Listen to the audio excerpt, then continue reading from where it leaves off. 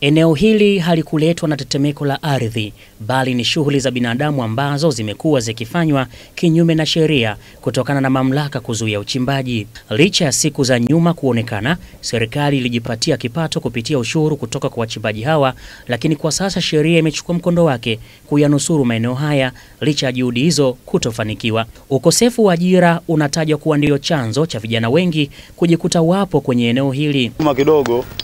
Kama miezi iliyopita kulisitishwa kidogo, wizi ulikuwa mwingi, watu walikuwa wanakabana hadharani, kesi zilikuwa nyingi vijana, lakini sasa hivi kama unavyoona vijana wote wanajishughulisha. Kwanza kazi ngumu, unaona kama vile gari lile wanapakia ile gari ile, sawa, wanapakia ile ni 30,000, lakini wameamua kufanya hizo kazi ili wasende kufanya wizi.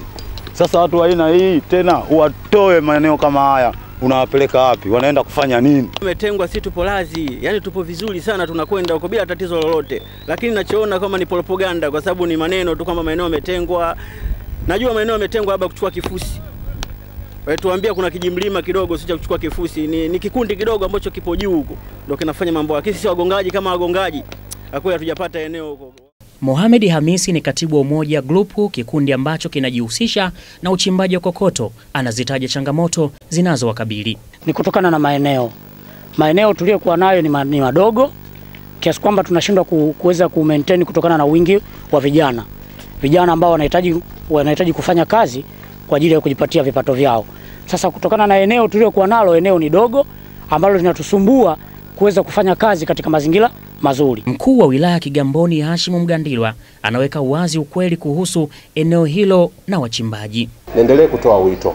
Eneo lile si salama upande wa wao kama wananchi, lakini si salama upande wa sisi kama serikali. Manake kama mtu anachimba mpaka anaacha nguzo ya umeme, kesho na kesho kutwa ile nguzo inaweza ikaanguka ikaleta madhara kwake yeye kama mwananchi. Lakini kwa sisi kama serikali tena tutaingia gharama ya kutafuta ni namna gani tutaweka nguzo sehemu nyingine tofauti na pale. Hata hivyo, serikali imesema imewatengea wachimbaji hao maeneo ya Pemba, Mnazi na Kimbiji kwa ajili ya kuendesha shughuli hizo. Kama unavyoona, kazi zinaendelea za upondaji wa kokoto katika machimbo haya ya Mji Mwema hapa Kigamboni, Dar es Salaam. Kama ambavyo unashuhudia, vijana kina kaka kina dada wameamua kujitolea badala ya kwenda kufanya masuala mazima ya uhalifu, wamejiajiri kupitia hapa.